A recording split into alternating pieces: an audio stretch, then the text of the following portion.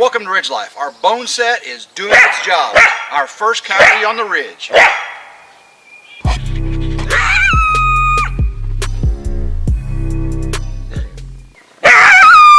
We took the advice, we got the traps from all the backing and got them out into the paths, the main thoroughfares, and it didn't take a couple days and we caught a coyote.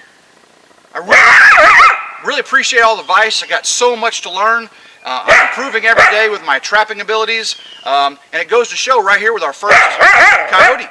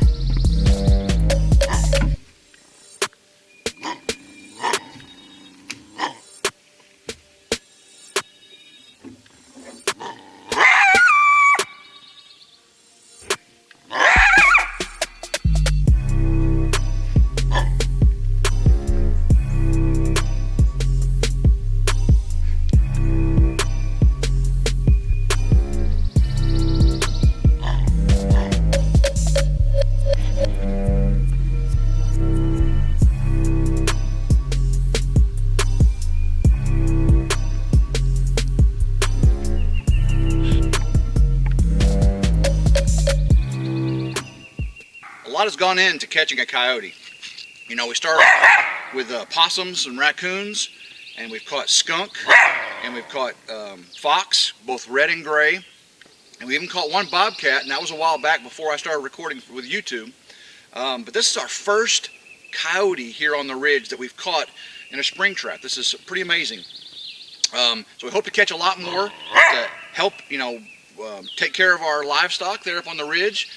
Take care of the deer population out here. We want to do our part, in conservation on the land here. And you've seen from all of our trail cam videos, we have a lot of coyote running around the ridge. So we're going to help control that and make sure that the deer population stays where it needs to be, that we manage that appropriately, manage, the wildlife in our area. And a conservation means, we don't want to eliminate all of the animals. Now, we've got some property way in the back, and we're not trapping out there. We're not invading that space. This area you can see right behind me. Here's the Kubota and the barn. The pond is right there behind me. We are just a couple hundred yards from our chickens that are free ranging right this very minute. So again, I appreciate all the trapping experts that have helped us here at RidgeLife get to this point where we can trap a coyote. You can see we're more in the thoroughfare here. He's standing up next to that tree right now, but the trap set was 3, 4, 5 feet away from that tree, whereas before I had it right next to the tree. The pan was set at the right height, not too much coyote urine. I was using way too much coyote urine initially. Way too much bait, way too much lure, way too much covering the pan cover. So many things, that I've improved on, thanks to you all, the experts giving me advice as well. Another really important thing that I didn't do initially is make sure your traps are aged properly before you use them. When they first come, they come oiled. I'm told with machine oil, so you want to make sure that you're disposing of that properly. You want to clean them off. They'll get a rust, good rust on them. You want to make sure that the animals can't smell those new traps. I've had these traps out here a while now trying to catch these coyotes. They've been rained on all over so many times, so eventually they got to the point. I could have saved a lot of heartache if I'd have prepared them properly before putting the traps out initially. Again, you can see how big this coyote is. He is not a little bitty dog. He's not a fox. That fox was so much smaller than this coyote. And you can see his ferociousness, the howling at the beginning there, and the look in those eyes. He's staring at me. He would bite me in a heartbeat right now. Again, I'm using an offset trap, so if you look at his paw, it's not swole up huge. It's not cutting off the circulation. He's not whining in pain right now. These are offset traps. They've got a gap like this. So when they close on his paw, just the fatty tissue and the muscle is being held from pulling out. It's not cutting off that circulation. It's not super painful. I've caught my hand in them, unfortunately, both in my dog-proof sets and my offset traps. I don't have any closed-jawed or body traps here on the ridge. Now, I'm not opposed to learning new trapping methods, but right now that's where I'm at. I was not checking the trap line this morning. I was going out to actually work on the property gate at the log home build site. We're right here, we're right here at the barn. And that's why we have these traps where they are, is to protect the livestock, protect the dogs at the ridge. Grandma Carol's dogs are this big, they're smaller than some of my chickens. So we got to protect those animals, and this is how we do it. So I need to go back and get my firearm. We'll dispatch this coyote, and we'll move on. Coyote's calmed down a little bit. We're going to dispatch him here in just a second. I want to thank Coyote Connors from Trapping and Snaring for Beginners on Facebook. Coyote Connors, that's K-I-O-T-E. He has been helping me with my trapping knowledge. Very, very smart trapper, very experienced. Also want to thank Asher Brothers Outdoors YouTube channel.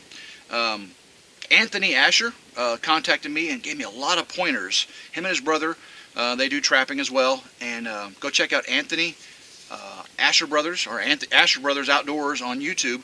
Anthony is 14 years old and very knowledgeable trapper. Been doing it a few years, got some experience. So I really appreciate Anthony for contacting me.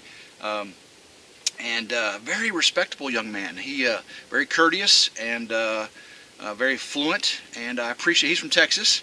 I love the state of Texas. So he had a couple good things for him going for him. So again, appreciate you, Anthony. Thank you very much for all your help. Obviously, the knowledge you all are imparting on me is working out. This bone set really took care of this coyote, our first here on the ridge. Sure appreciate everything, and we'll get this set. I don't see the bone anywhere. It's like he took the bone, or he ate it, because he hadn't been out here long. I was out here yesterday, so he tore that bone set up. I had it anchored in the ground. Oh, there's the bone right here. I got it right here. I found it. Oh, he pulled it out. Y'all gotta check this out. Look at this. He pulled the bone set out with the fang. I guess I didn't have it in deep enough. I didn't think that I would have to worry about it being that deep. He pulled the fang out on the bone set. I used a short fang, and so I will have to make sure I get that in deeper. I left it out enough to where they could move it, so as they spun around they would hit one of the traps. I put 2 traps here, so I had a bone set and 2 offset traps, and obviously it worked, but I'm gonna have to set this in deeper. So all right, let's take care of this coyote. Let's check, make sure he's dead. Yep, he's dispatched. So let's get down here, check him out. He is covered in ticks. He has ticks all over him.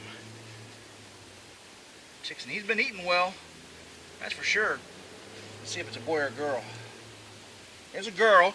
So we took a female out of the production line here on the ridge. Let's check this face out. You can see here these teeth. Look at that. That's some teeth now. Those canines there. Woo!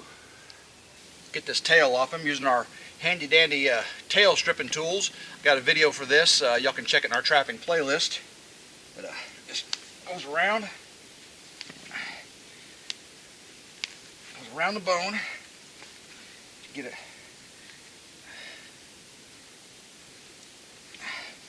Pretty simple process. Just gotta get all the skin up from around the tailbone. Okay, there it goes. Got our coyote tail off. Let's get him out of the trap. We'll get this all set back up, and we'll call this a successful trapping day. Before we leave here, I'd like to look at the trail cam that's set up on this trap location. These are the videos here just from that day, and let's see what we got here. All right, we have a daytime video of the coyote. You can see one's right in between. So there's that backing there that I used to have the trap on. I pulled it out to the center there, and you can see he's smelling around, and they don't like to go in next to that tree. Let me see here. All right, here's some deer. Deer going through. We're really more interested in the. Hey, you can see the deer going up to the trap. Trap's right there. That deer, he's smelling it. Oh, you know what? He's smelling that the bone set. That's that big ham bone. But deer don't eat ham apparently. So you can see here it's 7:46 p.m. So it's the evening now. That video we saw of the coyote earlier, that was early in the morning. It was daylight. Now we're in the evening. The same day. Okay, all right, here he is. He already got caught. For some reason, I'm not catching him get caught. I don't know what it is. I'm catching them, afterwards. You figure they walk by, I get them normally, but whenever they're getting caught, I'm not catching. So he is, you can see he's chewing on the trap. He's not chewing on his leg. A lot of people say, they'll chew their paw off, but he's chewing on the trap. And it's got swivels and a chain and everything. I could probably use an extra chain and an extra swivel. That would give it more assurance that he doesn't get off. But I check my traps every day, so I'm they're not going to be working it. So they won't be out there that long. And you can see he's working it though. Yeah, yeah, he's definitely working it. And he actually pulled the bone set out, the fang anchor on the bone.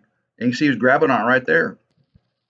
And that's why coyotes, you really have to have your anchors set good, and you have to have good swivels and good long chain, because they will test your equipment. That's for sure.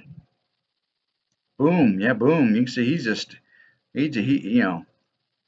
working it. I say he. It was a she. That was a female coyote. You can see, and they'll roll also they'll do a gator roll. That's why you have real good swivels, because when they gator roll, they can twist and tighten, and they'll get out or they'll break stuff if you don't have enough swivels and allowance that in your equipment. So let's see here. Still pulling, still pulling. You can see how far I had that one out. That one was almost in the road. See, when he backs up there, his back feet are in the road where I drive. And that trap was good 5-6 feet from where I was putting it next to the tree. Starting to calm down a little bit here. Oh, he's eating. Yeah, he's eating on the bone. He's like, all right, I've been sitting here. I've been working it. It's been a couple hours. It's 9 p.m. and now he's eating the bone, all the ham off the bone. I mean, the bone was almost gone. Whenever I found it. So now he's spinning. Now he's spinning. He's spinning. He's spinning. And luckily, my swivel's held. I didn't see any damage with him. So let's see here. So he's pulling. Okay, going around, going around. The side of that tree had claw marks all over it. I didn't put anything out close enough to where he could get traction. Made sure it's far enough away from the tree that he couldn't get around the tree and get any traction to push on it and pull. You can see he's working it, working it, working it, working it. All right, let's keep going here. Oh, there's a barrel roll. He barrel rolled, trying to keep spinning. Yep. Amazing. Those things sure are so much different than fox and possum and raccoon. Their aggressiveness, the way he was howling and howling at me, and just the amount of activity. When you catch one like this, just pretty amazing. Just amazing. So this was a 9/11.